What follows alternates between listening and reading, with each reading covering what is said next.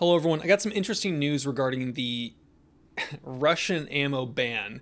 Not necessarily directly to the ban, but sorta. This is going to be fairly interesting if you own an AK, SKS, anything that shoots crappy steel case ammunition, any of the com block rifles. I'm sure you're going to be interested in this, so stay tuned.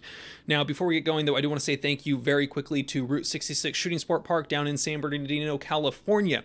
They are an awesome range. They've had me out a few times, had Arms Scholar out a few times, done some awesome meetups where we raised a ton of money for organizations like FPC, CRPA, and the likes. I'm very happy to have their support, so let's get into it. So, when it comes to the Russian ammo ban, I personally was and still am not stoked about this situation. A lot of people said that I was being a little bit too dramatic, but here's the deal. Ammo prices right now really do suck.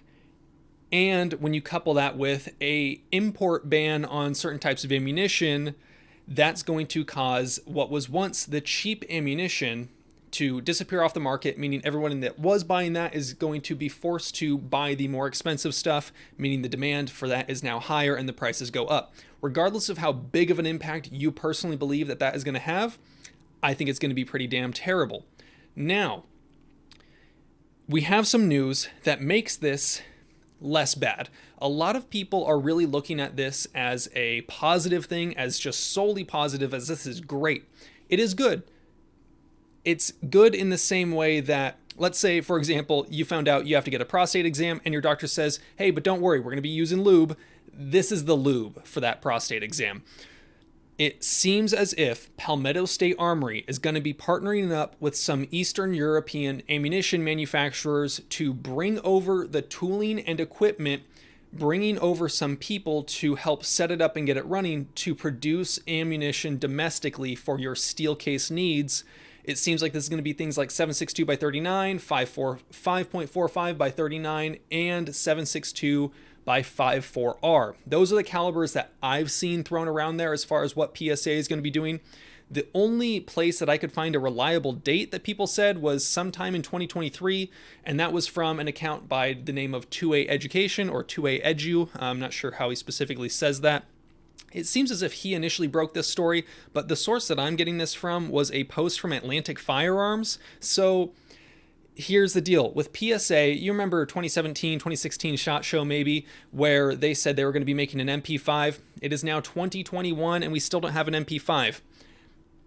I would be willing to wager that setting up and getting up and running an entire ammunition production facility is a little bit more complicated than building a firearm.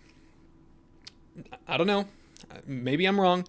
I'm sure they're sourcing parts for both of those things somewhere, but I think that this is most likely going to be one of those things where it's still good, but it's never going to be as good as it used to be. Ammunition will never be as cheap as we used to pay for it.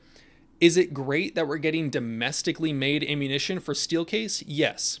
Do I think it's going to be made at the same prices we were used to back when Trump was in office and back before I was born? Probably never again.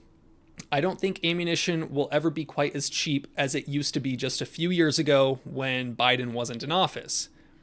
But this is a good sign. I think especially for the 5.45 market, having a domestically made source of ammunition, because all of those people that shoot 5.45, they didn't really have many good options when it came to reliable sources of ammunition that wasn't from overseas, which, as we see, can be very susceptible to the stroke of a pen import ban, and it's gone.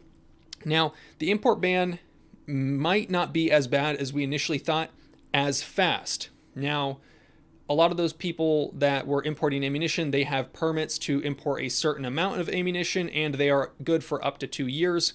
Hopefully, they saw this coming, got their permits renewed. We don't really know. I haven't seen any of the exact permits, but 2022 is sort of around that point where it's going to start to get a little hairy, in my opinion, based on the timeline and the amount of ammunition that's going to be bought. Hopefully, by the time that happens, PSA will be ready to go to provide more ammunition manufacturing. But it's unknown the specifics at this point, but it is good news. This is good news. I'm not going to try to shit on everyone's parade, but like I said, It's like getting a prostate exam with lube, or, like SpongeBob, I ate a bowl of nails this morning without any milk. But hey, you're going to get to use milk when you eat your bowl of nails. A little bit better, right? So let me know what you guys think down below. Are you excited for PSA ammunition? I like PSA for a lot of reasons, but quality control sometimes is not the best. I think is one way to put it. I think there's going to be some growing pains. I think the ammunition market is going to be bad for a few years. I think that this is a good thing that more domestic manufacturers are producing ammunition. There is a hole to be filled, and it seems like PSA is filling our holes. You guys know the drill. Have fun, be safe, stay dangerous. Peace.